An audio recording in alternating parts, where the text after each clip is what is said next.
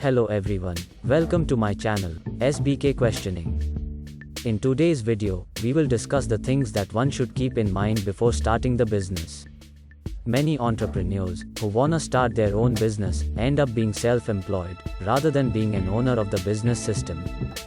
Don't get me wrong, all quadrants are important. However, the B quadrant means more to me than the S quadrant.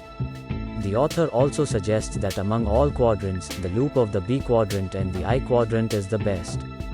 But one should master the B quadrant before he enters the I, because if you make a mistake in the I quadrant, you will lose money. And as it's well known that success is a bad teacher.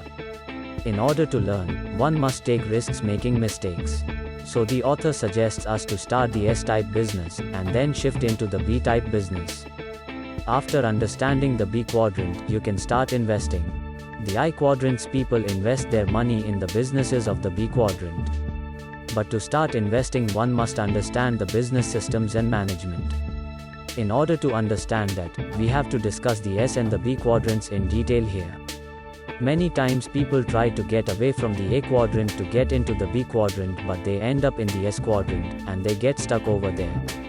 So let's dig deeper. Firstly, let's understand the difference between job security and financial security.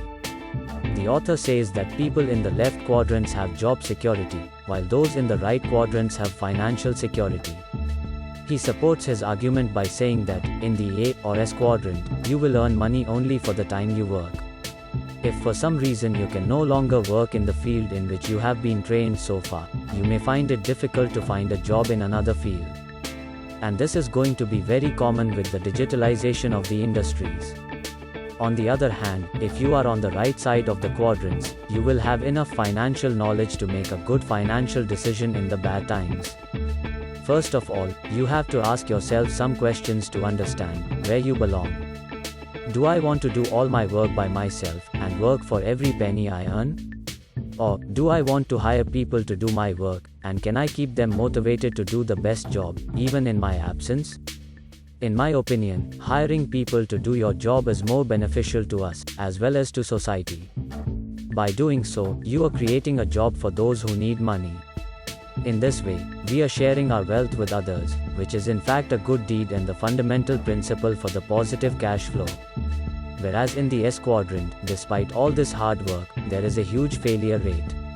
Most small businesses die in the first 5 years. I think the high failure rate in these years is due to lack of time and capital. And among those that survived, many businesses will die in the next 5 years. This happens because people burn out only in the first 10 years. They get tired and give up. And those who survive have life as a robot. This quadrant is the most difficult of all. Although you have to work hard, the failure rate in this quadrant is high, and success is even worse than failure. The best advice the author gives here is, either sell the business at its high point, or turn it into the B-type business. So if you are agreeing with me, you have chosen the B quadrant. Now, how people end up in the S quadrant, while trying to get into the B quadrant? Well, there is very little line between them. In a sentence, you can say, if you are part of the system, then you are in the S quadrant, and if you own the system, then you are in the B quadrant. Companies in the S quadrant own a product, on the other hand, companies in the B quadrant own the system. You may be wondering, what does that mean?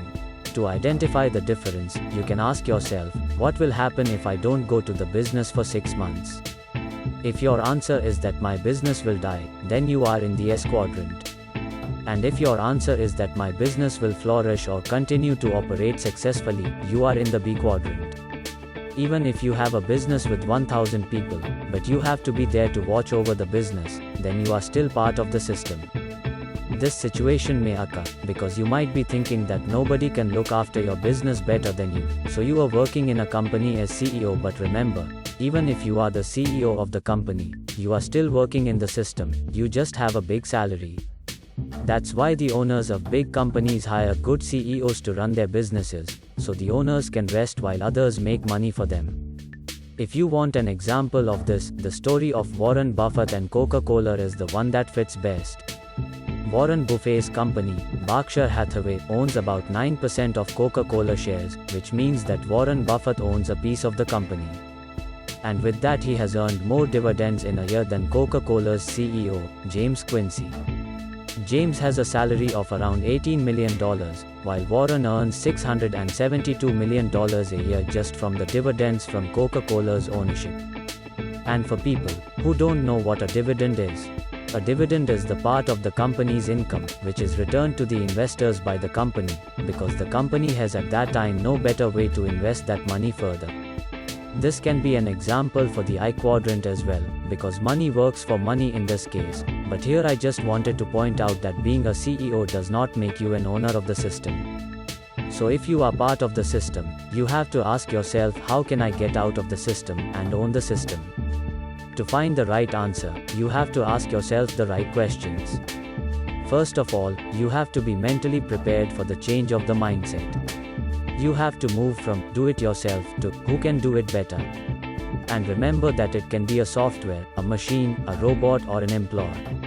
Our main goal is to achieve a self-sufficient system. And with technological advancement, owning a system today has become easy.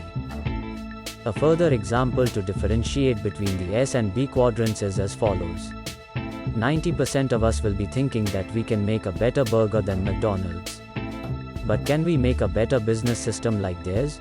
Their system is so self-sufficient. You just have to go once to McDonald's and try to analyze their system.